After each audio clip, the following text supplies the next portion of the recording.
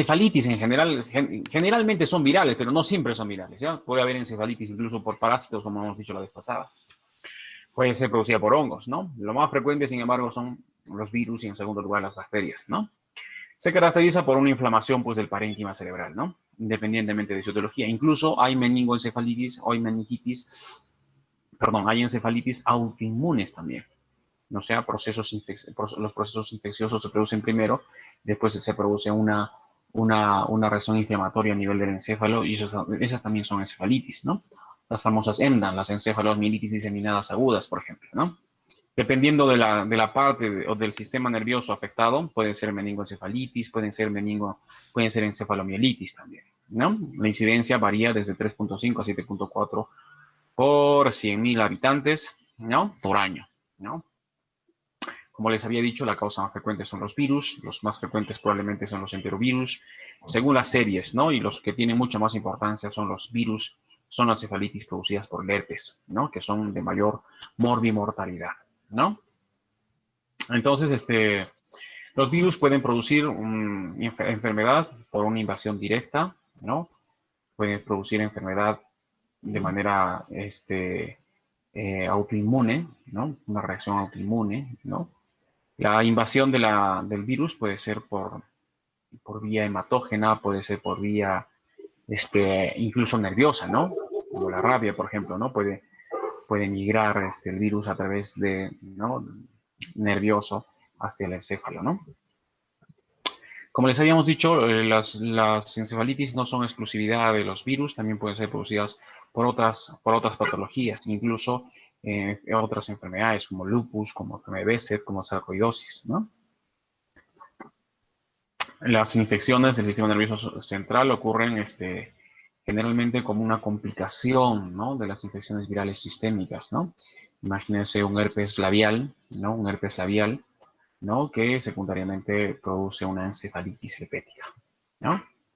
Como les había dicho ya, los virus alcanzan al sistema nervioso central por vía hematógena, por vía neuronal también, ¿no? Como la rabia había mencionado.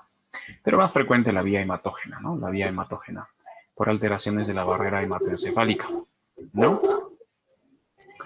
Apaguen sus micros, por favor. ¿Hay alguien tiene prendido su micro? Gracias. ¿No? Las encefalitis virales deben ser consideradas como una emergencia neurológica. Generalmente, imagínense, siempre hay que pensar, cuando yo estoy hablando de una encefalitis, tenemos que pensar de primera intención en una encefalitis herpética, ¿no? Que tiene una alta mortalidad, alta morbilidad, ¿no? Bueno, cuando hablamos de encefalitis virales, la frecuencia es esta, ¿no? Hay en verdad una infinidad de virus y según la zona, la región, diferentes virus, ¿no? Más de 100 virus han descrito como agentes causales de la encefalitis. Pero los más importantes, y de hecho el más importante es el herpes simple tipo 1, ¿no? Que es el que produce las encefalitis no epidémicas, ¿no? Las encefalitis epidémicas son producidas principalmente el dengue, ¿has escuchado alguna vez? Los arbovirus, aunque el dengue no produce tanta encefalitis, pero los arbovirus son los que producen con mucha más frecuencia las encefalitis y tienen una presentación epidémica, ¿no? Por ejemplo, tenemos una tabla acá, las principales causas de encefalitis, el herpes simple, es un virus DNA, ¿no? La transmisión no está muy clara, ¿no? Parece que es por contacto, por convivencia, ¿no es cierto? La mortalidad, si es que no se trata, es de hasta el 70%. ¿Qué les parece? ¿No? La forma más frecuente son pacientes que tienen cefaleas, fiebres, convulsiones, focalizaciones, ¿no? De presentación más o menos aguda, 3 a 4 días, ¿no? Sin embargo, existen formas subagudas, formas psiquiátricas, ¿no? Meningitis recurrente, ¿no? Estas formas subagudas, especialmente en los pacientes que tienen herpes simple tipo 2, ¿no? Son un poco más lentas, un poco más larvadas, un poco no tan severas, ¿no? También el herpes simple tipo 1 puede producir compromiso del tronco cerebral, la famosa romboencefalitis. El herpes simple tipo 2 puede producir las famosas mielitis también. Tenemos la varicela, ¿no? Es un virus de DNA también, por contacto directo, ¿no? Son altamente contagiosas. La mortalidad es variable, en los adultos es alta, es mala, el pronóstico es malo porque producen infartos que pueden llegar hasta producir la muerte. En los chicos, en cambio, la mortalidad es baja. ¿no? Se caracterizan por rash, encefalitis de 0,1 a 0,2 en los niños, ¿no es cierto? Puede haber ataxias cerebelosas, puede haber cerebelitis, y en este caso las cerebelitis no son producidas por el mismo virus, sino ya son problemas autoinmunes, ¿no? La cerebelitis por varicela zoster son encefalitis autoinmunes, ¿no? De tal forma que el tratamiento ahí no es aciclovir, sino es corticoide, ¿no? El pronóstico en los adultos es malo, ¿no? Las secuelas generalmente existen. En cambio, los pacientes que tienen cerebritis, como les decía, corticoide a veces, nunca ciclovir y el pronóstico es muy bueno, ¿no? Estos virus de la influenza, ¿no? Los ortomixovirus, no son virus RNA más bien, ¿no? Son altamente contagiosos. La mortalidad es desconocida, ¿no? Producen una serie de problemas, por ejemplo, producen esto que se llama el síndrome frontal reversible, ¿no? Pueden producir mielitis, síndromes de Guillain-Barré, ¿no? Pueden dejar secuelas, ¿no? Como el parkinsonismo, ¿no? ¿Alguna vez ustedes han visto esta película? Se llama Despertares, ¿verdad? Había pacientes que aparentemente habían tenido una enfermedad previamente y luego desarrollaron una especie de parkinsonismo, ¿no? Una especie de las formas rígido-akinéticas, ¿no? Los pacientes se despertaban, dormían, comían y todo, pero no eran capaces de despertar. Se les dio levodopa y estos pacientes despertaron al menos por un tiempo, ¿no? No se sabe muy bien cuál es la causa de estas encefalitis letárgicas, ¿no? Se dice que son producidas, son procesos postinfecciosos, o sea, incluso autoinmunes, producto del virus de la influenza, ¿no? Del virus de la influenza, ¿no? Enterovirus, ¿no? Tenemos la picornavirus, ¿no es cierto? Son virus RNA también. La mortalidad en la mayoría de ellos es baja. Sin embargo, existe una alta mortalidad en los virus enterovirus del grupo, no, de enterovirus 71. Entonces se produce una especie de encefalitis asociada a polio o similar al polio, ¿no? Tienen alta mortalidad, ¿no? Alta mortalidad los virus, los enterovirus 71, ¿no? Pero el resto simplemente producen anginas, el síndrome mano-pie-boca, ¿no? Que son encefalitis incluso transitorios en los que no, el tratamiento es de mantenimiento y el pronóstico es muy bueno. El virus de la rabia es otro virus RNA, ¿no es cierto? Se transmite por la mordedura de estos animales salvajes. La mortalidad es casi o casi siempre el 100%. Bueno, se caracteriza por parestesias, confusión, espasmos, hidrofobia, alteraciones del tronco cerebral. La mortalidad, como dice ahí, casi del 100%, 100%. La verdad, yo nunca he visto un paciente con rabia se cure. La verdad es que no. Pero están descritos, ¿no? Están descritos. Y una serie de virus, en verdad, ¿no? La lista es grande. Acá podemos ver algunos arbovirus, por ejemplo, el virus del dengue que está por acá, que es transmitido por el Aedes aegypti, ¿no? El mosquito, ¿no? La mortalidad es baja, la verdad. De hecho, las encefalitis por producto como les decía, por el producto del dengue, casi ni existe. Cuando nosotros hemos descrito alguna vez en mi hospital, nuestra infectóloga no nos creía, pero sí, sí está descrito que puede producir encefalitis, pero no es lo más habitual, ¿no? Las complicaciones neurológicas más bien no son por encefalitis, sino por hemorragias cerebrales, ¿no? Las formas hemorrágicas pueden producir manifestaciones del sistema nervioso. Y tenemos una lista gigantesca, ¿no es cierto?, de estos arbovirus que son los responsables de las epidemias en diferentes países, ¿no? Entonces, las infecciones, las encefalitis virales pueden ser primarias, o sea, el mismo virus ataca el sistema nervioso central, o pueden ser posinfecciosas, ya se trataría, ¿no es cierto?, de un problema autoinmune, como lo son en las encefalomielitis diseminadas agudas, ¿no? Prácticamente la fisiopatología es bastante similar, ¿no? Bueno, el caso de las encefalitis, ¿no? La viremia produce conglomerados virales en el sistema reticular endotelial.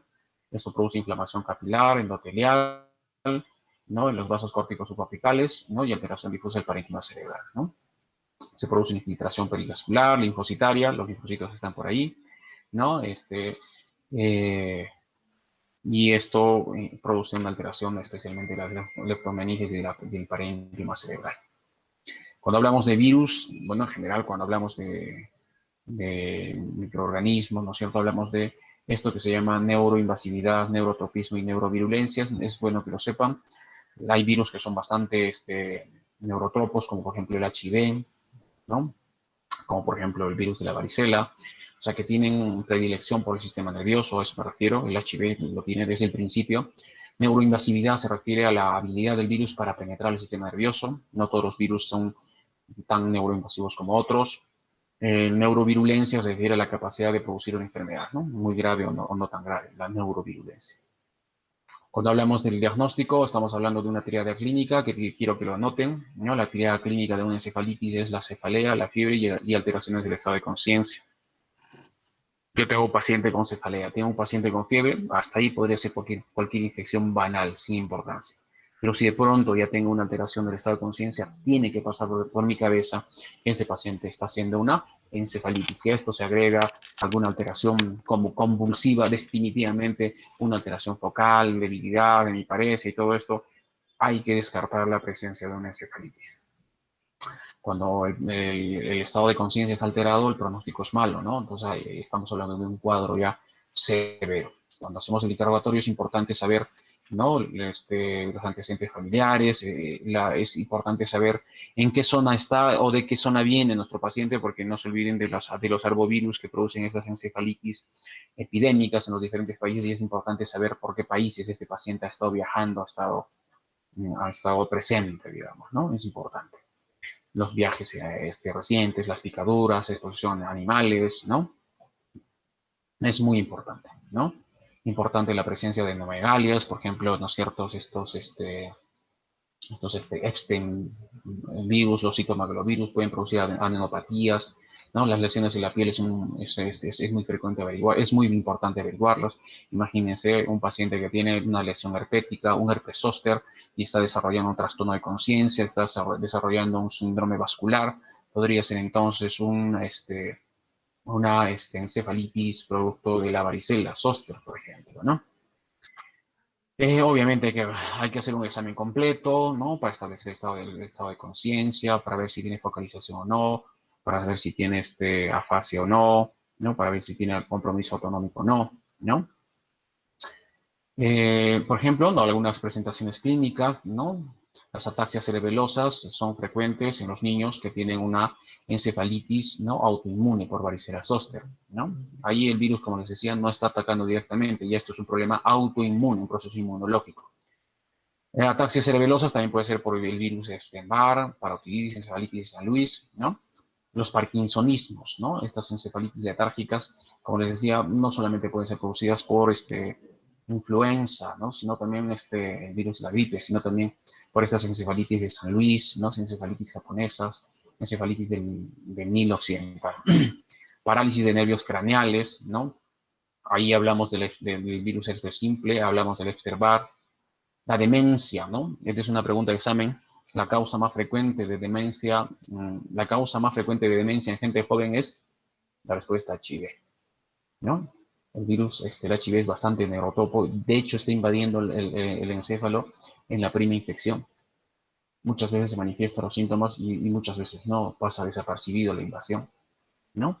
Pero el HIV es bastante neurotropo y es una causa de demencia en gente joven, ¿no? Vieran los cerebros de los pacientes que tienen HIV, que ni siquiera han llegado a estadio SIDA, ¿no? Tienen signos de atrofia cerebral, ¿no? Las parálisis flácida, tipo poliomielitis, ahí está el virus del Nilo Occidental, encefalitis japonesa, encefalitis por garrapatas, enterovirus, ahí está este enterovirus, el que mencionaba que tiene una mortalidad, a pesar de ser un enterovirus, no tiene una mortalidad importante, ¿no? Este enterovirus 71. Romboencefalitis, ¿no? Nosotros hemos visto romboencefalitis por el dengue, hemos visto por herpes, también se produce por el enterovirus, ¿no? Importante en los estudios, ¿no? Para clínicos, estudios hematológicos, hay que buscar leucopenia, trombocitopenia, trastornos tóxicos, importante descartar la presencia de HIV, ¿no? Es importante también buscar concomitancias, ¿no? El HIV produce inmunodepresión y esto produce infecciones sobreagregadas, infecciones oportunistas. El examen ideal para hacer el estudio de la encefalitis, a la cabeza está de lejos la resonancia magnética. ¿no? La resonancia magnética puede, especialmente en herpes simple tipo 1, ¿no es cierto? En la encefalitis herpética puede detectar estas encefalitis necrohemorrágicas típicas, ¿no es cierto? Típicas este, de la encefalitis herpética, ¿no? El líquido cefalorraquídeo es muy importante, el estudio del líquido cefalorraquídeo. Aquí lo que vamos a encontrar, ¿no es cierto? Bueno, en un estudio común, normal, común y corriente, vamos a encontrar pleocitosis a predominio mononuclear con poco consumo de glucosa o ningún consumo de glucosa, o sea, la glucorraquia va a estar normal, y con hiperproteinorraquia es importante. Pero los estudios más importantes, ¿no es cierto?, se hacen con PCR, con reacción en cadena de la polimerasa, para identificar, ¿no es cierto?, el ADN de los virus, ¿no? El ADN de los virus, ¿no? Bueno, ahí está lo que había mencionado, que el líquido cefalorraquídeo tiene esa característica, ¿no? Pleocitosis al predominio linfocítico, ¿no? Sin consumo de glucosa y con hiperproteinorraquia. Si hay consumo de glucosa, esta misma presentación nos debe hacer pensar en tuberculosis a la cabeza, ¿no? Seguido por hongos y otras bacterias, ¿no? Bueno, ahí tenemos la clasificación de los virus de la familia del herpes, ¿no? Aquí tenemos un cuadro interesante que nos habla de los hallazgos ¿no? De los hallazgos del líquido cefalorraquídeo, ¿no? Que es lo que más o menos yo les había mencionado. Siempre es importante hacer un diagnóstico diferencial. A veces, cuando yo estoy hablando ahora de encefalitis, la cosa parece ser sencilla, pero no siempre es así. Siempre se nos pasa por la cabeza tuberculosis, siempre se nos pasa por la cabeza. Estamos frente a una bacteria, estamos frente a la tuberculosis, estamos frente a un virus. Y les confieso que muchas veces, en mi hospital, muchas veces, al menos al principio, hemos dado como tratamiento empírico todo. Hemos dado tratamiento antituberculoso, tratamiento antibiótico, tratamiento antiviral, aciclovir, en un mismo paciente. Pero ¿cómo es, doctor? Defínase, pues, ¿tiene virus? ¿Tiene TB? ¿Tiene bacteria? Entonces, con el tiempo un poquito, ¿no? Y haciendo los estudios, vamos quitando algunos de los medicamentos y nos quedamos pues con una etiología. Pero eso hacemos a veces, ¿no? Y creo que no es del todo inadecuado. Lo que más nos interesa cuando hablamos de encefalitis, por su gravedad, no tanto por su frecuencia, sino por su gravedad y su mortalidad, ¿no es cierto?, es las encefalitis producidas por el virus del herpes simple, ¿no? A la cabeza el herpes simple tipo 1, ¿no? Que produce estas encefalitis necrohemorrágicas, ¿no? Lesiones a nivel medial del lóbulo temporal, del lóbulo frontal, de la ínsula, ¿no? Lesiones severas que dejan secuelas, pues, ¿no? De memoria, convulsiones, incluso la muerte, ¿no? Son encefalitis fatales, ¿no? Se producen 2.000 casos al año en los Estados Unidos, ¿no? Se presenta como una infección parenquimatosa necrotizante, sangrante, necrotizante. De hecho, el líquido cefalorraquídeo también se ve sangre, se ve crenocitos, ¿no? ¿No?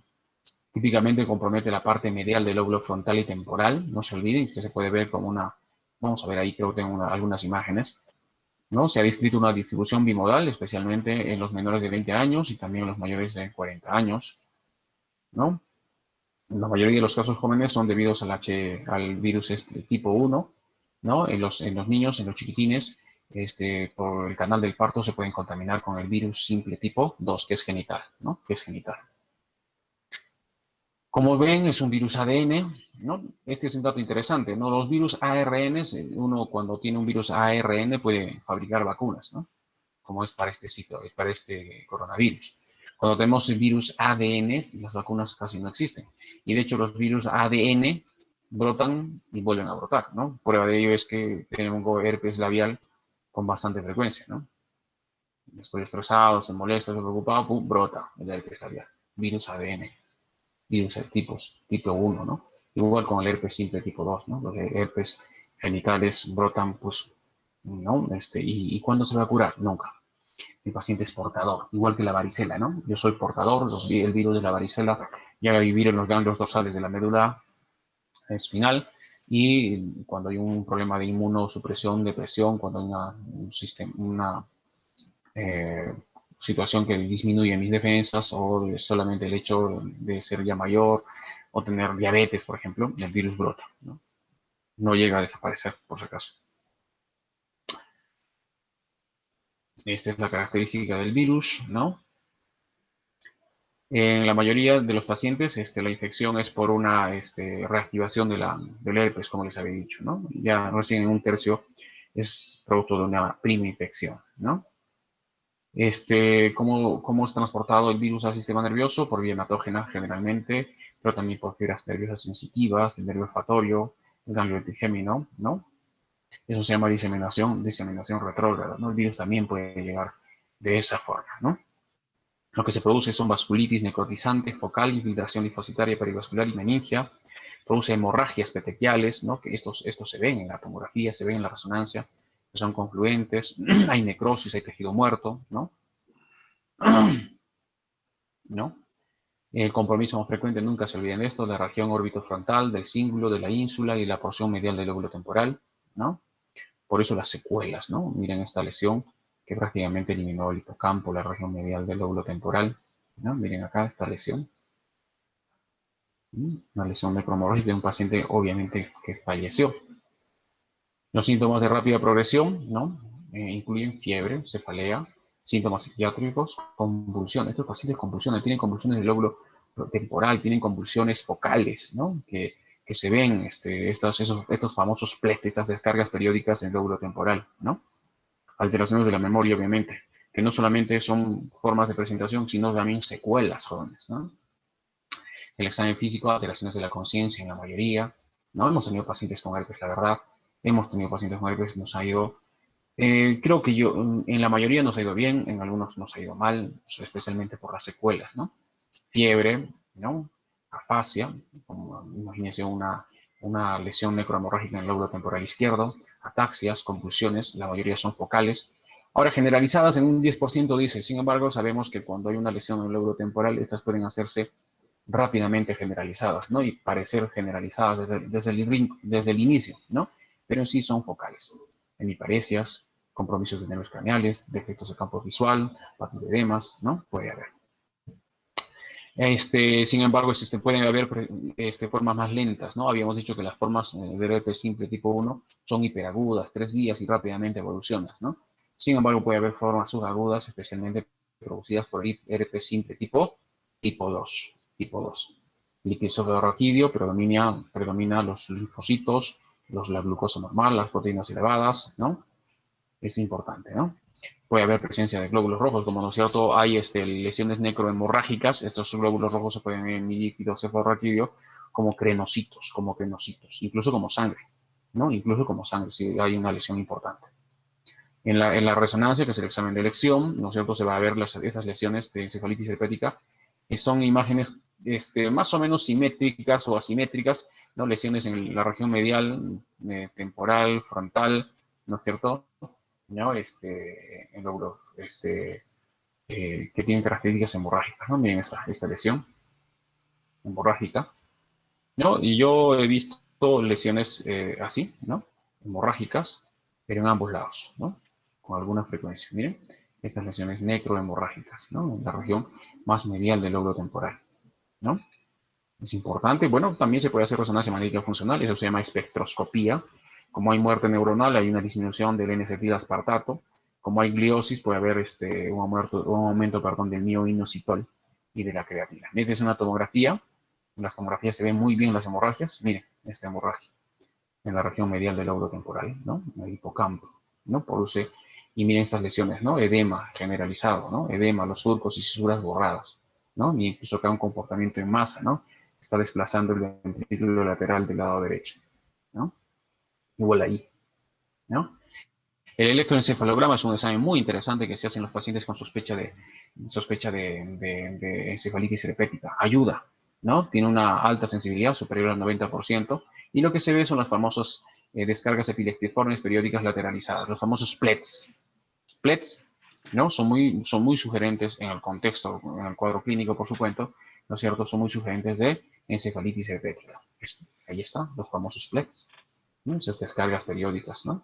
En la región órbito frontal, en la región temporal, ¿no? El PCR, obviamente, ¿no? La reacción en cadena polimerasa, ¿no? Sensibilidad de más del 95% y especificidad de hasta cerca del 100%, ¿no? Especialmente si se hace el examen dentro de la semana inclusive de haber iniciado el tratamiento, ¿no? Mortalidad es alta, ¿no?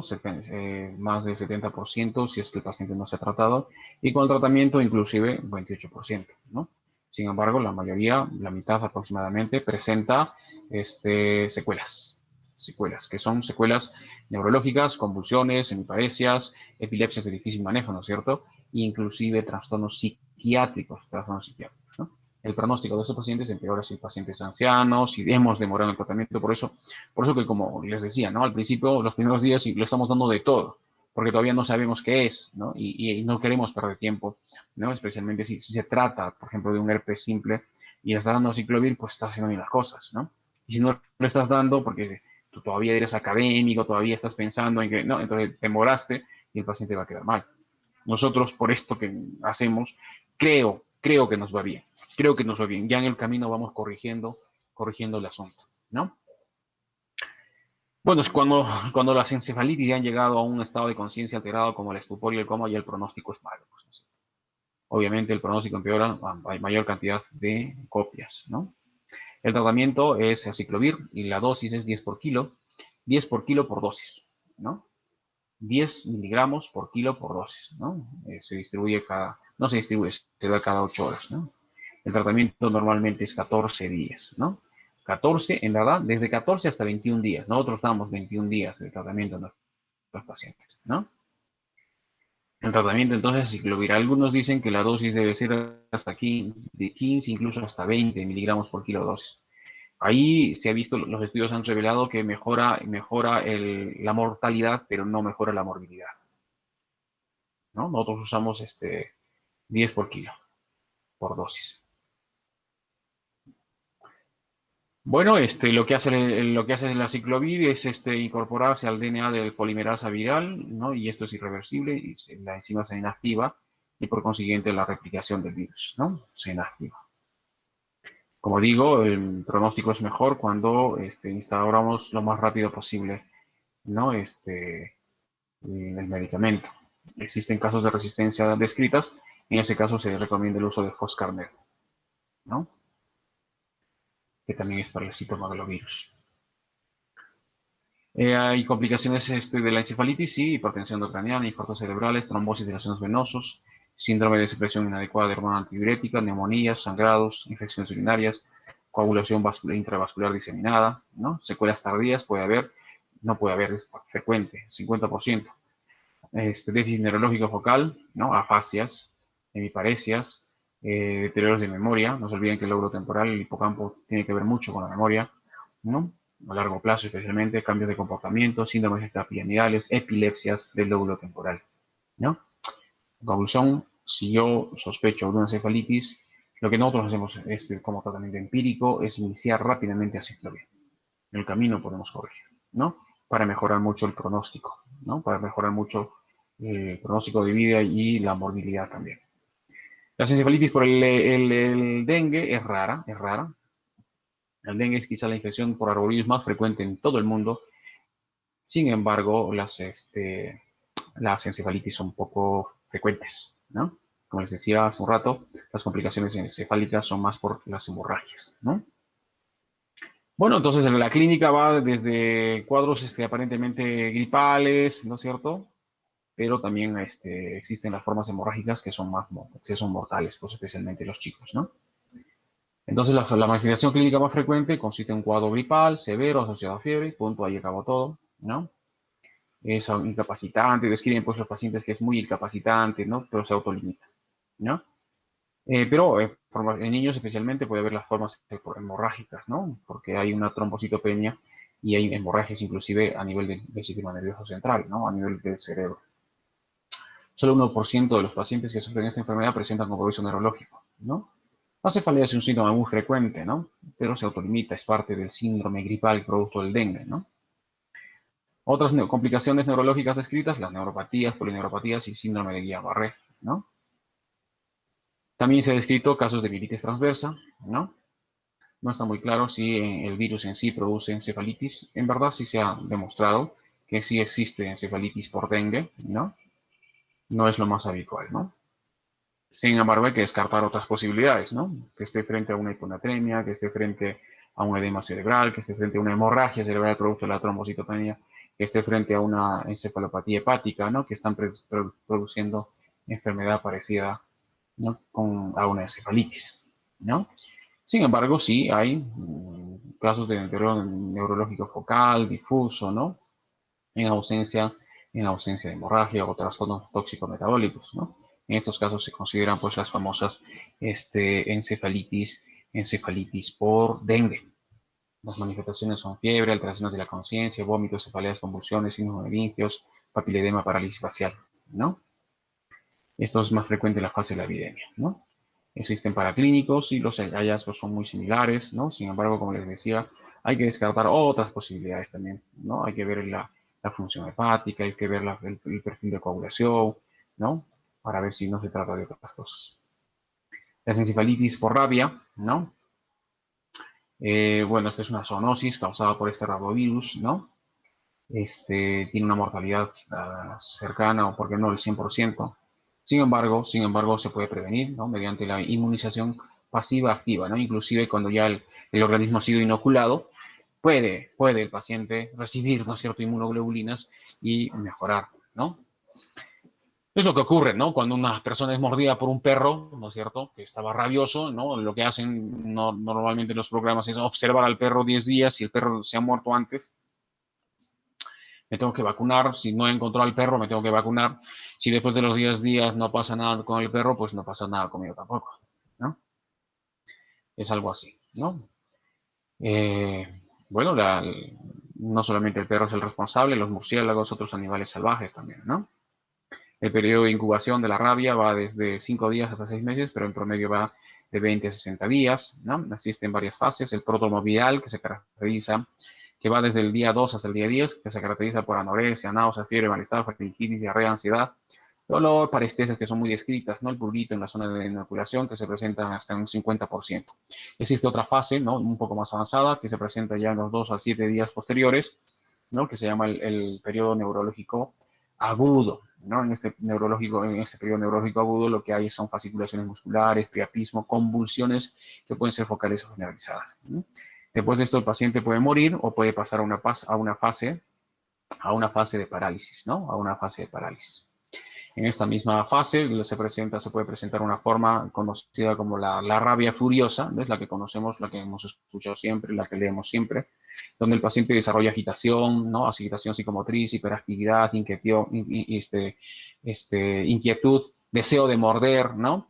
Confusión, alucinaciones, ¿no? Esto se puede ser desencadenado por el ruido, puede ser desencadenado por estímulos visuales, auditivos, ¿no? En en esta etapa los pacientes pueden tener convulsiones, ¿no? Y estos pacientes pueden fallecer con una parada cardiorrespiratoria o pasar también a la fase paralítica, ¿no? Y esta es la rabia paralítica, ¿no? Conocida también como rabia muda, rabia apática, existe, por supuesto, ¿no? El paciente es relativamente tranquilo, 20% no desarrolla la forma furiosa. Las parálisis se producen desde el principio en este caso, ¿no? Y además hay fiebre y cefalea. Yo he visto pacientes que tienen rabia y que pasaron por una especie de síndrome de Guillain-Barré, ¿no? Al principio llega el paciente, son trabajadores de la mina, trabajadores de las minas, duermen a la intemperie y habían sido mordidas por murciélagos en los pies, ¿no? Y vinieron ¿hace cuánto tiempo? Este, hace unos 10 años, recuerdo que había una especie de epidemia, ¿no? De rabia en estos mineros, ¿no? Parece que estaban explorando nuevos territorios, habían movilizado lugares nuevos y se liberaron pues estos animales salvajes y habían sido mordidos, ¿no? En el hospital regional desarrollaron un síndrome de Guillain-Barré, todo parecía estar muy bien, pero después de este Guillain-Barré se desarrollaron estas formas encefalíticas, ¿no? Estos trastornos neurológicos agudos, ¿no? Caracterizados por irritabilidad, deseos de morder, fotofobia, fonofobia, ¿no? Terrible, y terminaron falleciendo, ¿no? Entonces los pacientes pasan al coma, esto generalmente entre los 10 días siguientes al inicio de la enfermedad, varía mucho la duración del coma, estos pacientes mueren por parada cardiorrespiratoria, ¿no? La mejor forma de hacer diagnósticos, el PCR siempre, los virus, reacción en cadena de la polimerasa, ¿no? En la saliva, ¿no? Otros antígenos también y biopsia, ¿no? Antes lo que se hacía era la biopsia, ¿no? La biopsia cerebral de los perros, ¿no? Buscando estos cuerpos de negro, ¿no? De negri, ¿no? También se puede hacer en la corna, y en la piel, ¿no? Miren, los cuerpos de negro. Antes se hacía eso, de verdad les decía, sacrificaban al perro y hacían bueno, no sería una biopsia, sino de post-mortem del perro para ver si había estos cuerpos, ¿no? Vamos a hacer estudios de PCR, la verdad. Bueno, el tratamiento se basa en la prevención, obviamente, pacientes, personas que van a ser sometidas o que van a veterinarios, personas que van a ir a la selva, deberían a explorar zonas así selváticas y esas cosas, cuevas y esas cosas, deben ser sometidos, los veterinarios deben ser sometidos pues a vacunación antes de exponerse, ¿no? Pero cuando ya se produjo el accidente rápido, ha sido mordido por un perro, estuve yo de paseo en el campo y mordí un perro y ese perro se perdió, ¿dónde está? No sé si estaba vacunado o no estaba vacunado, pues entonces yo puedo recibir inmunoglobulinas, ¿no? Hay un esquema post-vacunación, ¿no? Y las encefalitis por enterovirus, en algunas series son las causas, las encefalitis más frecuentes, generalmente son de buen pronóstico, ¿no? La transmisión es fecal-oral, ¿no? Incluyen virus Coxsackie A, B, poliovirus, hechovirus, enterovirus, pero los virus más salvajes, podríamos decir, 71, ¿no? Que produce alta mortalidad también. Bueno, no solamente produce encefalitis, sino que también puede producir otras manifestaciones como miocarditis, pericarditis. De hecho, cuando yo tengo un paciente que tiene encefalitis y tiene miocarditis, muy sugerente de que sean enterovirus, ¿no? Exantemas, enatemas, conjuntivitis, ¿no? Cuando se asocian a las encefalitis, tienen un curso benigno, como les había dicho, y el pronóstico es bueno, ¿no? El pronóstico es bueno, ¿no?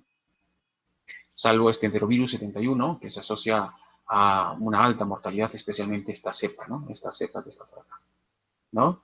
Una mortalidad que va hasta cerca del 90%, ¿no? Especialmente en la población afectada, infantil afectada. Bueno, algunos pueden causar, estos enterovirus, no se olviden que un enterovirus ha producido la polio, ¿no? Es el que produce la polio, ¿no? Y muchos enterovirus producen enfermedades parecidas a la polio también, ¿no? En los niños menores de 5 años, el compromiso encefálico se manifiesta como cerebralitis o romboencefalitis, ¿no? Ahí se caracteriza por tremor cerebeloso, ataxia cerebelosa, compromiso de pares craneales, dificultad respiratoria, edema pulmonar, alteraciones obviamente de la conciencia, ¿no? El diagnóstico se puede hacer por cultivo de los virus, ¿no? En heces o saliva, ¿no?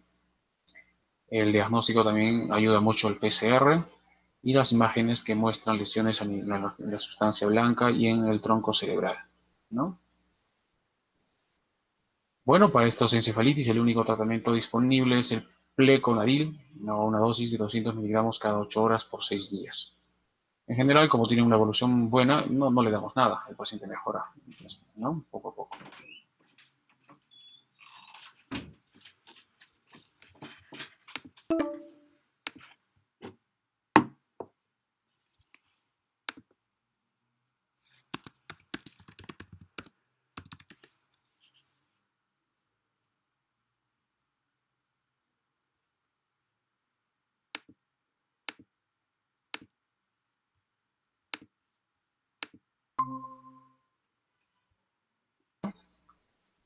O puede ser con más frecuencia por una reactivación del herpes, ¿no? Eso se llama herpes zóster, ¿no?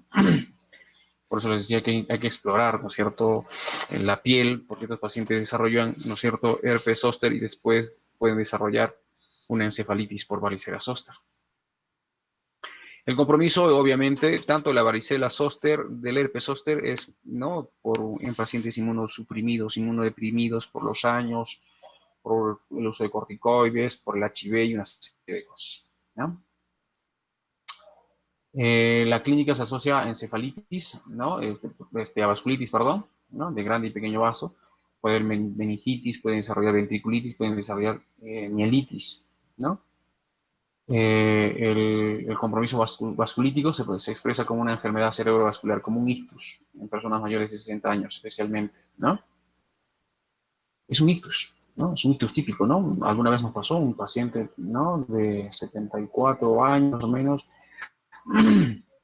que presenta una lesión en la región parietotemporal del lado izquierdo, ¿no? En una imagen en cuña típica, ¿no? Típica de un infarto cerebral. Es tratado como un infarto cerebral, pero en el transcurso de los días empeora, ¿no? El señor, ¿no? Y advertimos que tenía una lesión herpética, ¿no?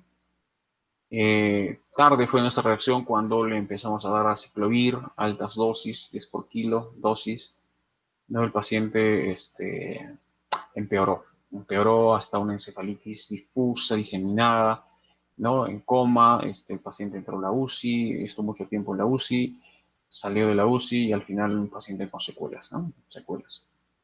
Parecía, tenía todo el cuadro de una enfermedad cerebrovascular, pero al final aislamos por PCR, ¿no? El herpes, la varicela, ¿no? El virus del herpes, la varicela por, por PCR, ¿no?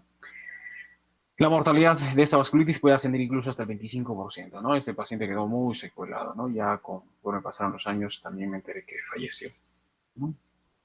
Entonces la varicela zoster puede producir compromisos vasculíticos que pueden producir ictus, ¿no? Otra causa de ictus, ¿no? El compromiso de pequeños vasos generalmente se presenta en pacientes inmunocomprometidos con un cuadro clínico de encefalitis crónica progresiva que sigue a un episodio de herpes zóster, ¿no? Y se manifiesta con cefalea, fiebre, cambios mentales, convulsiones y focalizaciones neurológicas también. En niños se puede desarrollar este síndrome de Reye, ¿no? Diarreas, compromiso de esa conciencia, convulsiones también. En los niños, y esto es interesante, ¿no? En los niños también se describe esto de la cerebelitis por varicela, ¿no? La cerebelitis en niños por varicela, como les decía ya al principio, no son problemas infecciosos en sí, sino son procesos postinfecciosos. De tal forma que en estos pacientes no ayuda el aciclovir, sino ayuda la prednisona. Es un proceso autoinmune, ¿no? Que tiene buen pronóstico, la verdad. El líquido cefalorraquídeo siempre, ¿no? La pleocitosis linfocitaria, típica de los virus, ¿no? Las proteínas están aumentadas generalmente, la glucosa generalmente está normal, ¿no? Pero el diagnóstico es PCR, ¿no? Las imágenes también puede haber los infartos, como hemos dicho, ¿no? Los infartos que muchas veces se convierten en infartos hemorrágicos, ¿no? Aunque la mayoría predomina los infartos de la parte de la profundidad del cerebro, ¿no? Nuestro paciente era un infarto córtico subcortical, que sangró también, como está descrito acá. El tratamiento es aciclovir, ¿no? 30 miligramos por kilo por día, o sea, 10 kilo dosis, 3 veces al día. 10 más 10 más 10, 30, ¿no es cierto? Y en los casos, cuando hay compromiso vascular como este en nuestro paciente, también el tratamiento es corticoide, 1 miligramo por kilo por día, por una semana más o menos, ¿no? Como les decía, también hay encefalitis, ¿no? Por HIV. El virus del HIV es un virus neurotóxico. En la primera infección nomás ya está invadiendo el sistema nervioso central. Muchas veces produce síntomas y generalmente no, pasa desapercibido. Pero el HIV también produce encefalopatía, ¿no? También produce encefalopatía, ¿no? Entonces el HIV es un retrovirus, ¿no? Que produce la barrera hematoencefálica, ¿no? De manera fácil, ¿no? Por invasión sistémica, ¿no? Cuando nosotros encontramos el virus en el sistema nervioso central, no quiere decir que después haga necesariamente complicaciones neurológicas. Ya les he dicho, el virus sí o sí va a invadir el sistema nervioso central. Es como que tiene una pasada por ahí, pasa por ahí y lo deja, generalmente lo deja, ¿no? Y sin producir mucha sintomatología. Ya es otra cosa las complicaciones posteriores, ¿no? Como las infecciones oportunistas, que es otra cosa, ¿no? Bueno, el desarrollo de manifestaciones neurológicas producto del HIV dependerá de muchas cosas, ¿no? Si el paciente recibe o no tratamiento antirretroviral, qué grado de inmunosupresión tiene el paciente, ¿no? La cepa y la neurovirulencia, ¿no? Del virus, ¿no?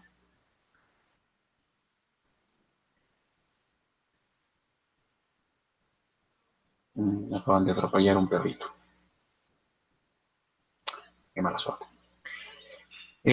Como les decía, el estadio inicial de la infección del sistema nervioso central es usualmente asintomática, ¿no? O sea, de arranque el virus invade, ¿no? el sistema nervioso central. Y puede producir una meningitis aséptica, una encefalitis o una polineuropatía inflamatoria, pero que muchas veces pasa, como les digo, ¿no? Pasas desapercibida, ¿no? Sin embargo, también existe el término de encefalitis por HIV, es lo que les decía, ¿no? Es un poco controvertido, porque aparentemente no hay una verdadera encefalitis, no hay un proceso inflamatorio en el sistema nervioso central, en el cerebro, ¿no? Sin embargo, ocurre, ¿no? Con o sin leucoencefalopatía, ¿no? Esto en los pacientes que tienen ya esta diosidad. Bueno, ya está, se demuestra que existen muchos focos, ¿no? Microgranulomatosos, ¿no? Existe. Estos cambios se producen en la región perivascular y las lesiones del HIV, esto no se olviden, son especialmente subcorticales, ¿no? O sea, la sustancia blanca y en los ganglios basales, de tal forma que la resonancia va a haber imágenes hiperintensas, ¿no? En los ganglios basales y en la sustancia blanca. Existe el término también de la encefalopatía por HIV, ¿no? Que puede ser temprana o que puede ser tardía, ¿no? Temprana, ¿no? Hay alteraciones cognitivas como amnesia, apraxia, enlentecimiento mental, ¿no? Síntomas afectivos, apatía, ¿no? Esta es la famosa demencia, pues, ¿no? La demencia en los pacientes jóvenes con HIV, ¿no? Que tienen trastornos cognitivos, ¿no? Incluso puede parecerse a una enfermedad de Hacking-Adams, ¿no? Se puede parecer, ¿no?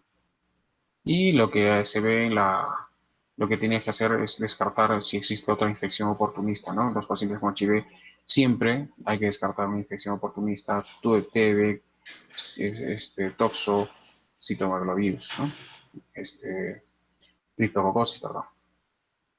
En las tomografías y en las resonancias lo que se ve es atrofia cerebral, ¿no? Atrofia cerebral. El líquido cefalorraquídeo, los hallazgos típicos, ¿no? De una encefalitis eh, viral, ¿no? Existe una encefalopatía tardía también, este proceso sin embargo es más fulminante, con las alteraciones cognitivas son mayores, son marcadas, alteraciones de la memoria, de la conducta, no hay deterioro significativo psicomotor, ¿no? El paciente tiene convulsiones, tiene psicosis, ¿no? En la tomografía y en la resonancia lo que se ve es una atrofia marcada, ¿no? No congruente con la edad, no congruente con la edad, ¿no? Nosotros hacemos una tomografía a un paciente joven, lo que queremos ver es un cerebro pues, que llene todos los espacios de la bóveda craneana, ¿no? Y en vez de eso vemos atrofia cerebral. Les confieso que hemos visto bastante esto de las encefalopatías tardías. Bueno, los pacientes ya prácticamente están demenciados, ¿no? Este es un protocolo para el diagnóstico de las encefalitis, léanlo por favor, ¿no? Y el diagnóstico diferencial que también lo tienen que tener en cuenta.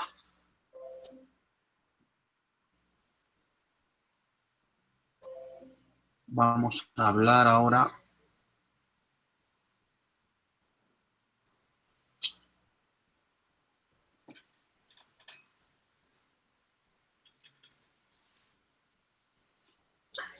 de las meningitis bacterianas, ¿no?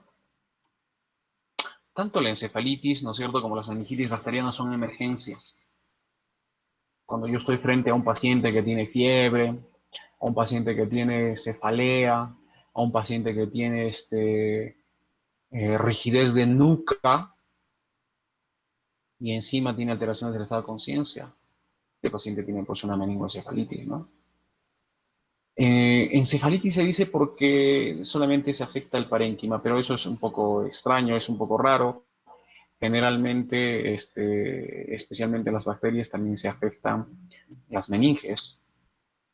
Y las meningitis generalmente no van puras, ¿no? Sino también van con encefalitis, por eso es que se llama meningoencefalitis, ¿no? Bacteriana. Y las encefalitis generalmente van puras, o sea, van generalmente solamente con alteración del parénquima y no tanto de las meninges. Pero eso no es la regla. Hay también procesos virales que producen afectación de las meninges y entonces en ese caso se llama meningoencefalitis virales, ¿no? Los signos de rigidez de nuca y esas cosas se van a encontrar especialmente en las bacterianas, No es la regla, pero especialmente en las bacterianas se encuentra la rigidez de nuca. En las encefalitis, ¿qué cosa voy a encontrar? Cefalea, fiebre y alteraciones del estado de conciencia, es la triada, ¿verdad? Y en las meningitis, ¿qué voy a encontrar? Cefalea, fiebre, ¿no? Rigidez de nuca y alteración del estado de conciencia, especialmente cuando los casos están avanzados, ¿no? Cuando hay rigidez de nuca, cuando hay signos, cuando hay inflamación de la meninge, ¿no es cierto? De las leptomeninges, de las meninges. ¿Se entendió eso, no? Meningitis, meningoencefalitis y encefalitis. Las encefalitis, la mayoría son virales. Sin embargo, hay autoinmunes, hay bacterianas también, hay por hongos también, hay por parásitos también, como hemos visto la vez pasada. Las meningitis, generalmente las meningoencefalitis, en cambio, generalmente son bacterianas, pero también hay virales, por si acaso. Muy bien, entonces también es otra emergencia neurológica que amenaza la vida. La incidencia está entre 2 a 5 por 100.000, ¿no?, habitantes en los países occidentales. Sin embargo, es 10 veces mayor en los países en desarrollo, ¿no? En el mundo está dentro de las 10 primeras causas de muerte relacionada a infecciones y, como la anterior, 30-50% de los pacientes tienen secuelas neurológicas, especialmente niños. Imagínense, niños con retardo mental, niños con epilepsia, niños con sordera neurosensorial, producto de una meningoencefalitis mal diagnosticada y maltratada, ¿no? Y los patógenos, este es interesante, eso de la meningitis es muy interesante porque los patógenos a sospecharse dependerán mucho del grupo etario y de los factores de riesgo que tenga el paciente, ¿no? Entonces, quiero que presten mucha atención a los cuadros que van a venir, ¿no? Porque no es lo mismo un recién nacido que una persona adulta de 20 años, no es lo mismo. Las bacterias van a ser diferentes, ¿no? Y el tratamiento, por consiguiente, va a ser algo diferente también, ¿no? Incluso, les confieso yo, en mi hospital, no sé por qué, cuando yo rotaba en el hospital de niño, los cultivos de la punción del líquido cefalorraquídeo, o sea, prácticamente todos mis cultivos salían y me decían, este es un Streptococcus pneumoniae, este es un E. coli, ¿no? Y yo en todo lo que tengo en mi hospital, varios años ya, creo que ha salido positivo una vez. Ni siquiera en un paciente nuestro, sino en un neonatito. Entonces, el cultivo debiera decir cuál es el tratamiento, ¿no? Pero como no sabemos, y bueno, también esta exposición nos va a ayudar a eso, frente a qué grupo etario estamos, qué factor de riesgo tiene, y entonces qué antibiótico de manera empírica le vamos a dar. Yo les confieso que en mi hospital hacemos eso, solamente antibiótico de manera empírica, según el grupo etario. Entonces, atención a eso. Bueno, hay un proceso inflamatorio del espacio subaracnoideo, de las memadas, de las leptomeninges, ¿no es cierto? Y eso también termina invadiendo y produciendo inflamación del cerebro mismo. Estas son las famosas meningoencefalitis. Y dependiendo de si se afecta la médula, meningomielitis, si se afecta las meninges y el encéfalo, meningoencefalomielitis. O si se afectan ambas cosas, si se afecta las raíces, meningoradiculitis, ¿no? Diferentes términos. En general estamos hablando de una meningoencefalitis. La meningitis bacteriana es un proceso inflamatorio agudo de las meninges, de las leptomeninges, como hemos visto. El líquido cefalorraquídeo es generalmente un líquido cefalorraquídeo turbio, es un líquido cefalorraquídeo en donde hay pleocitosis marcada más que incluso que los virus, ¿no? Donde la pleocitosis es a predominio polimorfonuclear, a diferencia de la TB y a diferencia del virus que son mononuclear, ¿no? Hay consumo de glucosa, las bacterias comen glucosa, es la mnemotecnia, ¿no? Los virus no, ¿no? La tuberculosis también es una bacteria, pues, ¿no? Consume también glucosa, no tanto con las bacterias comunes, pero también. Y las proteínas están aumentadas en todos, ¿no? En las últimas décadas se han producido cambios gracias a la presencia de las vacunas, ¿no? El Haemophilus, ¿no? Por ejemplo, la Haemophilus B, la Neisseria meningitis de tipo C, el Streptococcus pneumoniae, ya tienen vacunas, ¿verdad? Entonces la incidencia de estas enfermedades también ha disminuido bastante, ¿no? Este es un dato interesante, las meningitis bacterianas es una de las principales causas de sordera neurosensorial, epilepsia y retraso mental en los chicos, ¿no? Por eso es importante hacer un buen diagnóstico y dar tratamiento precoz, ¿no? Varía según la edad. Miren, en este cuadro, los niños menores de un mes es producido por el estreptococo del grupo B, el estreptococo agalactiae. también las enterobacterias. Imagínense pasar por el canal vaginal, ¿no es cierto?, que está contaminado con estas bacterias, Escherichia coli. Pero es menos frecuente Staphylococcus aureus, Pseudomonas, y también se presenta a esta edad la listeria monocitógena. Apunten esto de la listeria, se presenta en niños pequeños, 1 mes, 3 meses, ¿no? Más frecuente a esta edad. Por eso que, y también en ancianos, personas mayores de 50, 60 años, en donde hay que agregar en el antibiótico, asumiendo el grupo etario nada más, ampicilina en estos recién nacidos y también en los ancianos, ¿no? Justo, ¿por qué? Porque también existe la posibilidad de que sea una infección por culpa de listeria monocitógenes. En niños más grandecitos, ¿no? También las bacterias antes mencionadas, pero además el Streptococcus pneumoniae y la Neisseria meningitidis, ¿no? El Streptococcus pneumoniae va a ser, ¿no?, desde entonces la bacteria más frecuente. Mira, en niños mayores de 3 meses, ya el meningococo y el neumococo, que es el Streptococcus pneumoniae, están a la cabeza, ¿no? Desde la introducción de la vacuna conjugada para estos Haemophilus influenza tipo B, ya esta bacteria es un poco rara, ¿no? ¿No? En estos grupos etarios también el Streptococcus pneumoniae o el neumococo también ha disminuido porque ya existe vacuna, ¿no? La vacuna se los ponemos generalmente a los inmunodeprimidos, a los esplenectomizados y a los adultos mayores, ¿no? Por último, la meningitis por Neisseria meningitidis de tipo C ha disminuido también desde la introducción de la vacuna. Entonces, el que produce estas meningitis ya sería el meningococo de tipo B, ¿no? Bueno, generalmente es adquirida en la comunidad, pero también puede ser producto de atenciones médicas, ¿no? Una cirugía, por una neurocirugía, ¿no? Una derivación ventriculoperitoneal, ¿no? Pueden ser causas también de meningitis. Pero en general son infecciones bacterianas adquiridas en la comunidad, ¿no? En la comunidad. Y las bacterias más frecuentes, el Streptococcus pneumoniae, a la cabeza. De lejos, el neumococo es la bacteria más frecuente, ¿no? En personas mayores de 50 a 60 años, como les he dicho, y en personas que están inmunodeprimidas, tienen una inmunidad celular deprimida, ¿no? Pacientes que usan corticoides, pacientes con HIV, ¿no es cierto? Hay que pensar también en listeria, ¿no? No se olviden de este dato de la listeria, ¿no? Eh, bueno, otras causas de meningitis bacteriana están relacionadas a la atención médica y en este caso las bacterias más frecuentes son los estafilococos, los bacilos gram negativos, ¿no? Que ocurren después de la neurocirugía especialmente, ¿no? Aquí tienen una tablita que es interesante también, ¿no? Esto especialmente en niños. Miren, de 0 a 1 mes está el estreptococo del grupo B, ¿no? El estreptococo agalactiae, ¿no es cierto? Está el E. coli. Pero también está la listeria monocitógenes. Los chicos más grandes, 1 a 3 meses, ya empieza a tallar la Neisseria meningitidis, ya empieza a tallar el neumococo. En niños más grandes, de 3 meses a 5 años, ya estreptococo y Neisseria. Y en los niños mayores de 5 años ya el comportamiento, ¿no es cierto?, de los adultos, estreptococo, Neisseria, ¿no?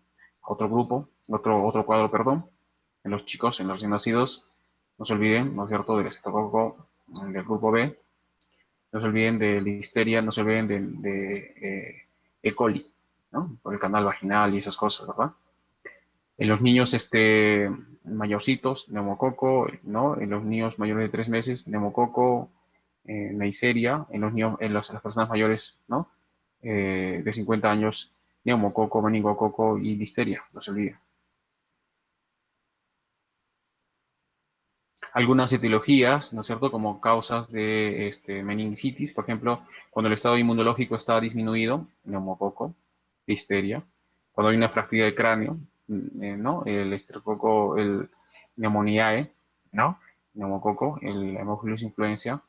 Los estreptococos beta hemolíticos del grupo A, ¿no? Cuando el paciente ha sido sometido a una cirugía, S. aureus, S. epidermidis, ¿no? Pseudomonas también, ¿no? Cuando el paciente está sometido, ¿no es cierto?, a una cirugía, a una derivación ventriculoperitoneal, S. aureus, ¿no? Bacterias de la piel, S. epidermidis, ¿no? Pseudomona, ¿no? El Propionibacterium agnes también, ¿no? Y ves otro cuadrito interesante también, ¿no? El estreptococo es el campeón en todas las edades, especialmente mayores de 1 mesecito, ¿no? Neisseria, y bueno, ¿cuáles son los factores de riesgo? Es interesante también esto, ¿no? Pacientes que tienen deficiencia del complemento, ¿no es cierto? pacientes que que son esplenizados, pacientes alcohólicos, pacientes mayores, ¿no? Tienen riesgo de desarrollar neumococo, ¿no? La mayoría de las meningoencefalitis, de las meningitis bacterianas, son por neumococo. Miren, 57%. Son fatales en el 17,9%, especialmente en pacientes con inmunidad comprometida. La Neisseria meningitis, ¿no es cierto? Es en gente joven, más bien, 11, 17, y en gente joven, ¿no? En lugares en donde viven varias personas, personas que viajan a estas regiones, ¿no? La, la proporción de casos, ¿no es cierto?, es en promedio en general 17%, ¿no? Pero representa el 45% en gente joven, ¿no? Gente de 11, 17 años. Listeria monocitógenes en neonatitos, como hemos dicho, y también en adultos mayores, 50, 60 años. O en personas que tienen deficiencias, ¿no? En la inmunidad mediada por células. Ahí les mencionaba los esteroides, HIV, alcoholismo, ¿no? Los recién nacidos. En general representa solamente el 4%, ¿no? Pero tiene una mortalidad importante, miren, 18%. Muchas veces porque no se sospecha en la bacteria y no se da el tratamiento adecuado. Haemophilus influenza, chicos pequeños, chicos, adultos también, ¿no? Factores de riesgo, neonatitos, ¿no? Estreptococos del grupo B, neonatos, ahí está el estreptococo agalactiae, ¿no es cierto? Ahí es el campeón, 86%, ¿no? En recién naciditos, 86%. Tiene una mortalidad también alta. Y gram negativos, adultos, por ejemplo, E. coli, Klebsiella, ¿no es cierto? Son infecciones nosocomiales generalmente, ¿no? Representa el 33% de todas las infecciones nosocomiales. Tiene alta mortalidad. Algo parecido, ¿no? Igual la fisiopatología, las bacterias ocasionan meningitis, ¿no? Porque colonizan primero la nasofaringe, desde ahí pasan a través de la sangre, o también a soluciones de continuidad, ¿no es cierto? Tenemos pacientes que tienen o desarrollan meningitis por culpa de una sinusitis, por culpa de una otitis, por culpa de un problema de una neumonía, ¿no es cierto? ¿No? Bueno, obviamente alteración de la barrera hematoencefálica, ¿no? Y estos invaden atraviesan la barrera hematoencefálica y llegando a las meninges, ¿no? Produciendo inflamación de las meninges, de las leptomeninges y también del parénquima, por eso se llama meningoencefalitis, ¿no? Veamos el cuadro clínico, ¿no? Entonces, esta es la famosa triada, ¿no? De las meningitis bacterianas, que son la fiebre, la cefalea, ¿no? Y la rigidez de cuello. Hasta ahí tenemos ya alta sospecha de una meningitis, de una meningoencefalitis bacteriana. A eso le agregamos el componente de alteraciones de estado de conciencia y la sensibilidad aumenta mucho más, ¿no? Algunos de estos pacientes debutan con convulsiones, ¿no? Crisis convulsivas que pueden ser generalizadas incluso, ¿no? El signo de Kernin, Brudzinski, ¿no es cierto? Son signos meningios, ¿no? Tienen valor similar a la rigidez del cuello. Sin embargo, les confieso que lo primero que encontramos es rigidez de cuello, y si la rigidez de cuello es leve o casi ni existe, no se preocupen en buscar Kernin y Brudzinski porque probablemente no lo van a encontrar. En ese orden aparece, ¿no? Primero la rigidez de cuello, después los otros signos meningios. Sin embargo, es interesante también este dato que les voy a dar. Los signos meningios jóvenes aparecen recién a partir de los 18 meses de edad. O sea que un chiquitín, ¿no? Un recién nacidito, ¿no es cierto? Un niño de un añito, ¿no? No va a tener signos meningios. En este niño vamos a sospechar de una meningitis bacteriana por otras cosas, irritabilidad, hiporexia, no quiere lactar, es un niño lloroncito, tiene fiebre, la fontanela está bombada en los niños más pequeñitos, ¿no? En ellos vamos a sospechar meningitis, meningoencefalitis, así. Los pacientes que están en coma tampoco ya tienen signos meningios, a pesar que tienen una reverenda meningoencefalitis brutal y ya no tienen signos meningios, ¿no? Porque están en coma, porque están en estupor. Estupor todavía puede haber, ¿no? Pero en coma ya no. Esta es la tríada clásica, ¿no? Las meningitis por meningococos, ¿no? Es interesante también porque evolucionan rápidamente, ¿no? Rápidamente llegan al estupor, al coma, ¿no? En horas nada más, ¿ah? Y hay el dato, el antecedente, ¿no? Que tienen lesiones, ¿no? Lesiones dérmicas, ¿no? Que son erupciones petequiales, muchas veces, ¿no? En estos pacientes que tienen erupciones petequiales y tenemos un cuadro de una meningitis, hay que pensar en un meningococo, ¿no?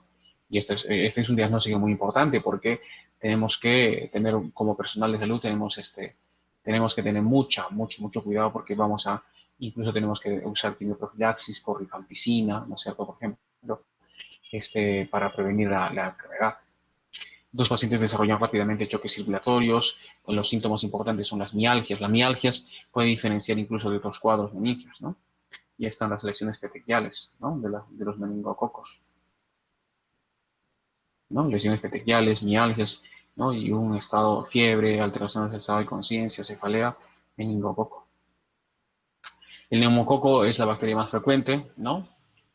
A menudo es secundario a una neumonía, a una otitis, a una sinusitis, a válvulas cardíacas, ¿no? Hemos visto pacientes que han desarrollado meningitis no por neumococo por continuidad de la sinusitis, ¿no? Hemos visto. Nos ayuda mucho incluso, ¿no? Hemos pacientes que tienen el cuadro de una meningoencefalitis, de una meningitis bacteriana, y luego le hacemos una tomografía y encontramos mastoiditis. Encontramos sinusitis. Ah, ya, este es neumococo, ¿no? Es más frecuente y los factores de riesgo lo hemos mencionado: alcohólicos, esplenectomizados y ancianos, ¿no? Por eso estos pacientes deben ser vacunados, ¿no? Los pacientes ancianos, mayores, adultos mayores, tienen que ser vacunados. Los pacientes que han sufrido una esplenectomía tienen que ser vacunados. Los pacientes alcohólicos tienen que ser vacunados contra el neumococo. Existen vacunas, ¿no? Otros pacientes ¿no? con células falciformes, fractura de base cráneo, también tienen factores de riesgo para desarrollar meningitis por neumococo. La meningitis por influenza, ¿no es cierto?, también se puede producir por infecciones respiratorias altas, otitis en los niños especialmente, ¿no? En los pacientes, este es un dato interesante también, los pacientes que tienen meningitis por Haemophilus influenza se presentan con más frecuencia las convulsiones. Otros agentes, por ejemplo, pacientes que tienen forunculosis, pacientes que han sido sometidos a procedimientos quirúrgicos, pueden ser producidos por estafilococcus coagulosos positivos, derivaciones de tricoperitoneales, ya hemos mencionado, los estafilococos coagulosa negativos, Staphylococcus epidermidis, ¿no? Infecciones por HIV, ¿no? O problemas linfoproliferativos o problemas disminuyen, ¿no es cierto?, la inmunidad. Hay que pensar en Listeria monocitógenes, también enterobacterias, Acinetobacter, pseudomonas, ¿no? Incluso parásitos.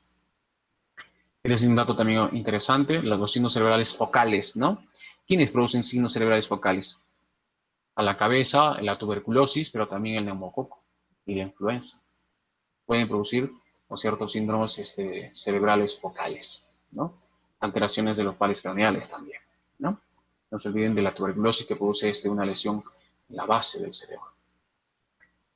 Alteraciones focales persistentes ya serían por vasculitis. No se olviden que los virus, las bacterias también producen vasculitis y pueden producir infartos también por vasculitis, ¿no? Entonces las infecciones también son causa de infartos, no se olviden. Alteraciones de los pares craneales, hemos dicho el neumococo, ¿no? TB, no se olviden también. En los niños, en los lactantes es un poco más difícil hacer el diagnóstico, los síntomas no son tan específicos, como les digo, no tienen la famosa rigidez de nuca, ¿no? Eso ya se presentará después del año 8 meses, después de los 2 años, ¿no? Entonces, ¿cómo hacemos el diagnóstico? Es un niño con fiebre, es un niño vomitadorcito, es un niño somnoliento que no toma su leche, es un niño que está irritable, lloro, ¿no? Y si convulsiona, obviamente, eso ya, pues obviamente, ¿no? Pero muchas veces solamente tiene fiebre, vómitos, somnolencia, irritabilidad y punto. Hemos tenido pacientes, y se los he confesado la vez pasada, pacientes que han venido así, no, bueno, lo que su niño tiene es un síndrome gripal, ni siquiera le dé nada, ¿eh? Y luego termina con una meningoencefalitis y con una secuela tremenda, ¿no? Un retraso mental severo, parálisis cerebral, convulsiones de difícil manejo. Hay que estar atentos. Y como dice acá, los signos meningios generalmente están ausentes, ya saben por qué. Entonces, lo que nos ayuda son otros signos, ¿no? Como hemos mencionado, ¿no? Y en niños más grandes, la fiebre, la cefalea, vómitos, alteración de conciencia, ¿no? También nos sugieren. Ya encontramos en niños de más de 2 años, encontramos los signos meningios, ya encontramos, ¿no? Ahora, las lesiones purpúricas, y acá también lo dice, no son patognomónicos de la meningoencefalitis por meningococo, también se pueden ver por neumococo, por si acaso. Pero lo que yo primero tengo que pensar es meningococo, por si acaso. ¿Cómo se hace el diagnóstico? Bueno, para decir una meningitis bacteriana, al menos en niños, ¿no? Tenemos que tener un cuadro clínico compatible, fiebre. En la mayoría se presenta la fiebre, ¿no? En los niños chiquititos, irritabilidad, hasta un 85%, ¿no? Alteraciones del estado de conciencia, hasta el 79%. En niños más grandes, ya hay la rigidez de nuca hasta un 78%, ¿no? Y apoya esto el cultivo, ¿no? En el líquido cefalorraquídeo. O líquido cefalorraquídeo nada más, ¿no? Anormal. Yo les confieso que en nuestro hospital hacemos el diagnóstico incluso con un hemograma. En un hemograma, un PCR elevado, un hemograma con leucocitosis, neutrofilia, desviación izquierda, ¿no? Una leucocitosis de 13.000, 14.000, 20.000, ups, y asociado a algunos signos, ya esta es una meningitis bacteriana, ¿no? Y obviamente el cultivo, ¿no? Debiera ser el gol estándar para determinar de qué bacteria estamos hablando y sensible a qué antibiótico es. En nuestro hospital es poco probable aislar un virus, cultivar una bacteria, perdón. La meningitis bacteriana probable, cuadro clínico compatible, dependiendo de la edad, más un hemocultivo positivo, ¿no? Y el líquido cefalorraquídeo con más de 5 células, la glucosa menos de 40 o la relación glucosas de líquido cefalorraquídeo dividido entre el suero menos de 0,4, las proteínas más de 100 miligramos por decilitro. Es importante siempre hacer el diagnóstico diferencial. Como les he confesado, es difícil pensar de arranque, ajá, estoy frente a una meningitis bacteriana. Puede ser una meningoencefalitis viral, puede ser una tuberculosis, ¿no es cierto? Y entran al diagnóstico diferencial, especialmente si el paciente focaliza abscesos, empiemas, ¿no? Otros diagnósticos diferenciales, ¿no? Incluso una hemorragia subparanoidea puede entrar dentro del diagnóstico diferencial de un síndrome meningio, ¿no?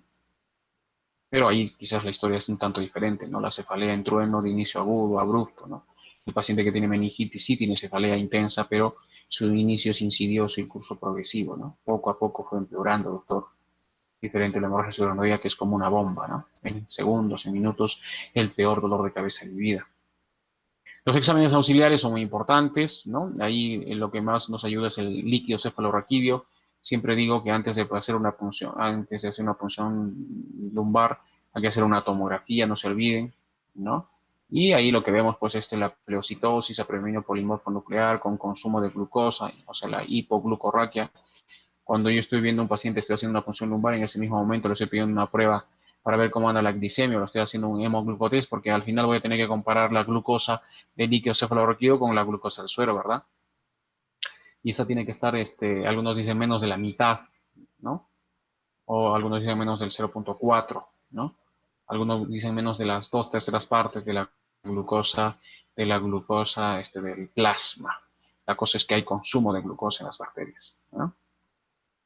Se puede identificar la bacteria dependiendo, ¿no? De los centros, creo yo. En mi hospital no identificamos nada. Entonces, cuando yo estoy pensando en un paciente con una encefalitis, una meningoencefalitis, de cualquier etiología, es importantísimo la punción lumbar, ¿no? Es importantísimo la punción lumbar. Pero claro, cuando la punción lumbar estaría contraindicada, cuando hay signos de hipertensión intracraniana, cuando el paciente está focalizando y hay alto grado de enclavamiento, cuando el paciente tiene una lesión infectada en la piel, en la zona donde yo voy a hacer la punción lumbar, claro. Cuando el paciente tiene las plaquetas muy disminuidas, ¿no? La punción va a estar disminuida.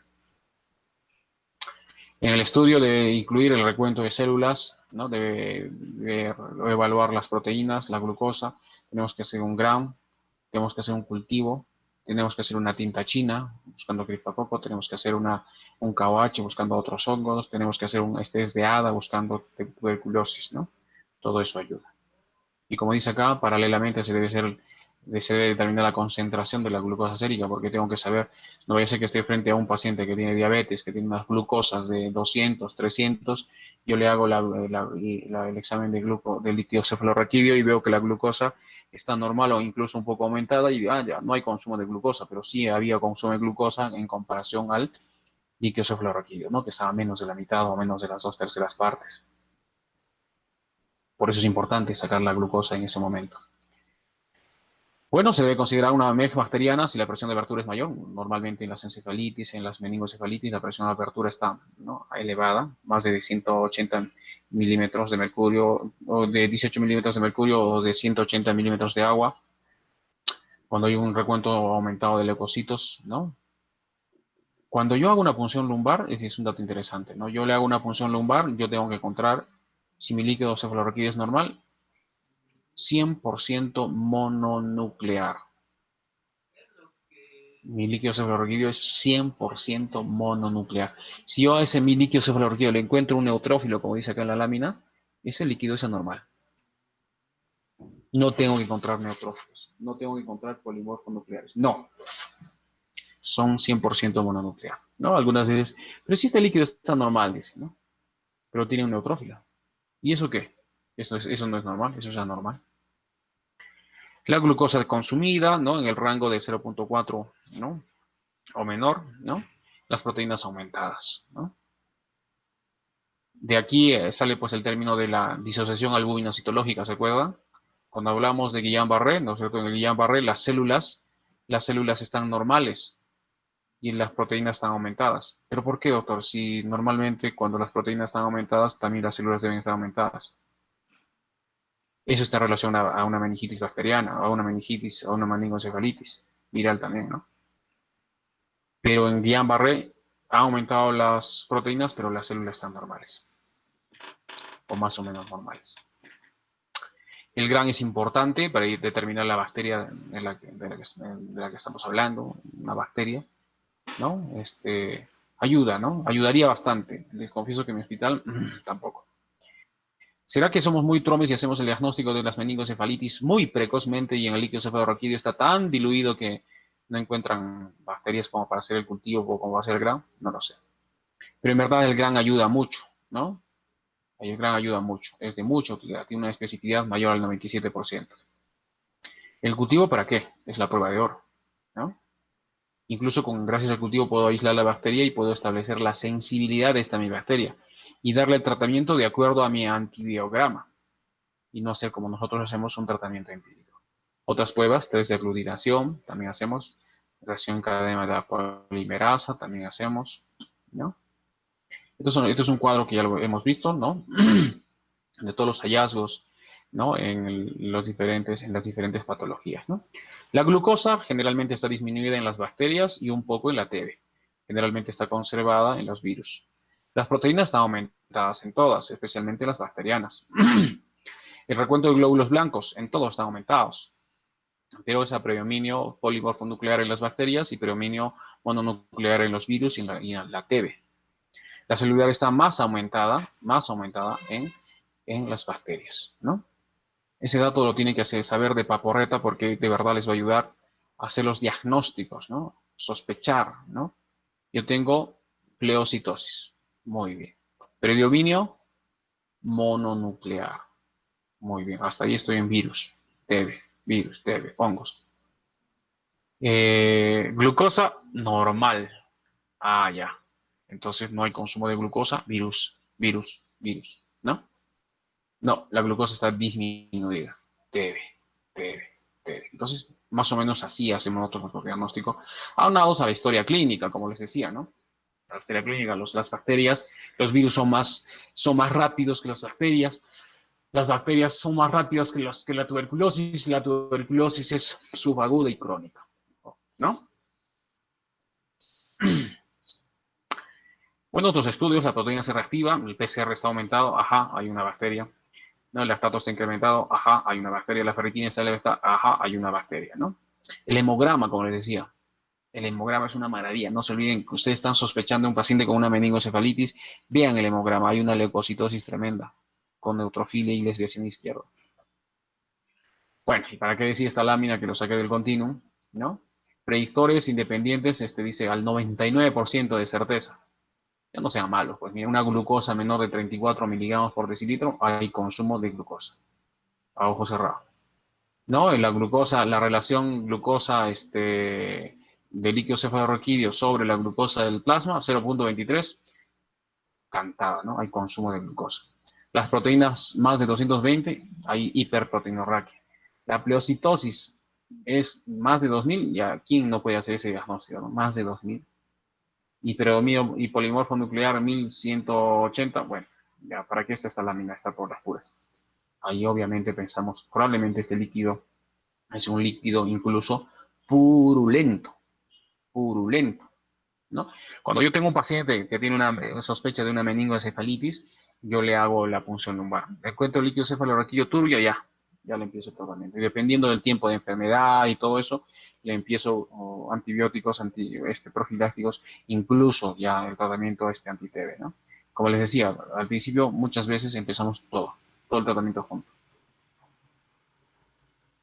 ¿Se puede repetir la punción lumbar? Sí, se puede repetir la punción lumbar luego de 6 a 8 horas cuando no ha sido muy buena mi punción lumbar o ha sido negativa de arranque y yo sigo pensando que es una MEG, ¿no? Es una MEG, una meningoencefalitis, ¿no? Se puede repetir la punción lumbar a las 48 horas para ver cómo anda mi tratamiento, ¿no? Se puede repetir la punción lumbar cuando mi paciente sigue con fiebre, ¿no? Es prolongada o es recurrente, ¿no? Y en los pacientes que tienen meningitis por gram negativos, neumococos, que aparentemente no son sensibles en el antibiograma, tienen una sensibilidad intermedia para ver si está respondiendo o no. ¿Mm? Miren, las características del líquido cefalorraquídeo, el aspecto es turbio en las bacterias, claro en las virales y entre turbio y claro en las tuberculosis. Algunos son citrinos inclusive, ¿no? La presión de apertura está más en todas, ¿no? Más en todas. Y las otras características que ya hemos explicado. Las neuroimágenes son importantes en las meningoencefalitis. Yo diría que en todos es importante. Acá nos recomiendan que en ciertos pacientes, especialmente pacientes que están focalizando, tienes que hacer una imagen. Yo les digo que en todos nuestros pacientes hay que hacer imágenes, tomografías, incluso con contrastes. No solamente en los pacientes que tienen aparentemente focalización, en los que estaríamos pensando en un absceso cerebral, higromas cerebrales, empiemas cerebrales y hidrocefalias, sino también en todos en general, ¿no? Imagínense un paciente que tenga un absceso cerebral y ustedes le hacen la punción lumbar sin saberla, se pueden clavar, ¿no? Entonces el orden es tomografía con contraste, porque claro, la captación rica del contraste de las leptomeninges también ya me está anunciando una meningitis, una meningocefalitis. Y si esta captación es especialmente en la base del cerebro, estaré pensando, ¿no es cierto? Estaré pensando en una meningitis tuberculosa. Y si este paciente tiene lesiones, como hemos visto, ¿no? Las primeras láminas, en las diapos anteriores, tenemos una imagen hiperdensa ahí en la región medial de los ganglios del lóbulo temporal, pues estamos pensando en herpes. Entonces las imágenes son importantísimas, claro que sí. Otros exámenes, ahí está el hemograma, ¿no? Con neutrofilia, la potencia reactiva, obviamente, glicemias, obviamente para compararlas, y otras posibilidades, ¿no? Otros exámenes también, ¿no? El tratamiento dependerá, ¿no es cierto? Dependerá del grupo etario. Como les decía, muchos de los tratamientos son empíricos. Los pacientes que tienen meningoencefalitis deberían ir por lo menos a una UCI, unidad de cuidados intermedios, por lo menos, ¿no? Porque estos pacientes son de mucho cuidado. Pueden tener muchas complicaciones, como una hidrocefalia aguda, y alguien tiene que estar ahí, ¿no? Miren, hay que evaluar la intubación en los pacientes que están especialmente con el sensorio comprometido, ¿no? Un Glasgow menos de 8, ¿no? Pues tenemos que, ¿no? Importante manejar los fluidos, ¿no? ¿No? Estos pacientes suelen estar deshidratados. La posición o la cabecera a 30 grados para disminuir el edema, siempre es importante, ¿no? La cabecera a 30 grados, no se olviden. Además, para prevenir la aspiración, la microaspiración, ¿sí? Y en lo posible empezar la alimentación lo más rápido posible, ¿no? Lo más precoz posible. Ahí es importante mantener la presión intracraneal adecuada. A veces usamos mannitol en estos pacientes. Si vemos mucho edema vasogénico, la dexametasona también ayudaría con esto. Pero van a ver ustedes que la dexametasona definitivamente entra en el tratamiento de las meningocefalitis bacterianas. Vamos a ver que mejora mucho el pronóstico de estas hipoacusias neurosensoriales, ¿no? Especialmente en niños con hemófilos. Y en adultos mejora mucho el pronóstico de vida y la morbilidad también. Entonces, entra a tallar el corticoide acá en meningoencefalitis. Y han visto que también en meningoencefalitis tuberculosa también, acá en bacteriana también, en virales poco el uso de corticoides, ¿no? Especialmente, claro, en pacientes, como hemos mencionado, que están haciendo una encefalitis por varicela zoster. Obviamente es importante controlar las complicaciones o los trastornos metabólicos, hematológicos, ¿no? Es importante. Los pacientes desarrollan síndrome de secreción inadecuada de hormona antidiurética. En los chiquitines es importante medir el perímetro cefálico, van a desarrollar hidrocefalia, ¿no? Y esta es la lista del manejo de estos pacientes, ¿no? El ABC. Bueno, muchas veces, esto nuestros pacientes, no muchas veces, en nuestro caso, diré todas las veces, nuestros pacientes reciben tratamiento empírico y eso en base a la edad. Por ejemplo, miren ustedes, en los adultos jóvenes, vancomicina y ceftriaxona de arranque. Porque se ha visto que ya muchos de eso también falta, ¿no? Porque podría recibir solamente ceftriaxona. Antes nosotros dábamos ceftriaxona nada más. Pero como nos vemos influenciados por la escuela norteamericana y nos vemos y no tenemos estudios de resistencia de nuestras bacterias, entonces de arranque también ya damos vancomicina y ceftriaxona. En neonatitos, ¿no? Hay que darle también una cefalosporina de tercera generación, en este caso es cefotaxime, se puede dar aminoglicósidos, pero, ¿no es cierto? Hay que darles más ampicilina. ¿Por qué? Por esto, listeria monocitogenes. Igual, en los pacientes inmunocomprometidos, ¿no? Estos que tienen la inmunidad celular disminuida, como habíamos dicho, HIV, asprenia, alcoholismo, ¿no es cierto? Cáncer, pacientes mayores de 60 años, hay que darle, sí, la ceftriaxona, ¿no? La vancomicina y la ampicilina. Vancomicina, ceftriaxona y ampicilina. Y bueno, y en los casos más específicos, ya cuando hemos identificado, ¿no? Era una sinusitis maxilar, ¿no es cierto? Era una endocarditis, ¿no? Era una infección, entonces ya puedo yo ser mucho más fino y darle el tratamiento más adecuado y específico. Nosotros no hacemos eso. Y aquí está el tratamiento, según el cuadrito que al principio les he presentado, ¿no? Muy importante, según la edad, ¿no? La clave es ceftriaxona, vancomicina en los adultos, en todos. A este le voy a agregar ampicilina de acuerdo a que si mi paciente tiene pues, algún compromiso, ¿no es cierto? Alguna alteración de la inmunidad celular, como hemos dicho, ¿no? Tiene HIV, tiene es esplenogenizado, ¿no? O es un paciente mayor, ¿no? De 50, 60 años, ya le agrego la ampicilina. Y estas son las dosis de los medicamentos, ¿sí? ¿No? Medicamentos alternativos también, ¿no? Y ahí está por etiología, ¿no? Neisseria meningitis, penicilina G o ampicilina, ¿no? Haemophilus, influenza, ¿no? Beta-lactamasa negativo, ampicilina. Listeria, ampicilina, ¿no?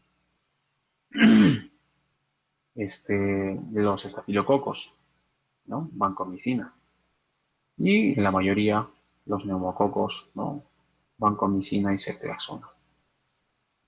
¿Cuánto tiempo debe durar el tratamiento? Cuando hablamos de Neisseria, 7 días, hemófilo, 7 días, neumonía, neumococo, hasta 14 días. Normalmente nosotros damos 14 días.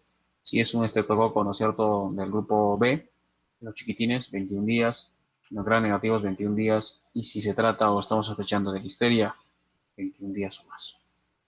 ¿No?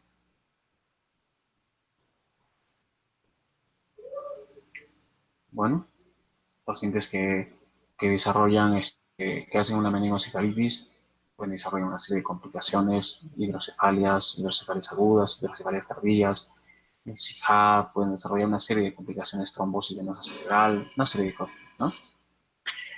Dentro del esquema del tratamiento, ¿no? Además de los antibióticos, es importante esto, jóvenes, el corticoide, jamás se olviden. Y se ha visto que el corticoide mejora el pronóstico en los adultos, el pronóstico de vida, el pronóstico de la morbimortalidad en los adultos y mejora mucho la posibilidad de desarrollar o no la hipoacusia neurosensorial en los niños, especialmente los chiquitinos que tienen una meningitis por Haemophilus, ¿no? El neumococo también. Entonces, en general, sí se usa corticoide, dexametasona en estos pacientitos, por favor. E incluso se usa junto o ratito antes de la primera dosis, ¿no? Del antibiótico. Así tiene que ser, ratito antes de la primera dosis, ¿no? Entonces la dosis es de 0,6 miligramos por kilo cada 6 horas, 10 a 20 minutos antes o junto a la primera dosis de tratamiento, por 4 días, ¿no? En los adultos la dosis es mayor, 10 miligramos por dexametasona antes de aplicar la primera dosis, igual cada 6 horas por 4 días. Muy bien, ¿cómo andamos de tiempo?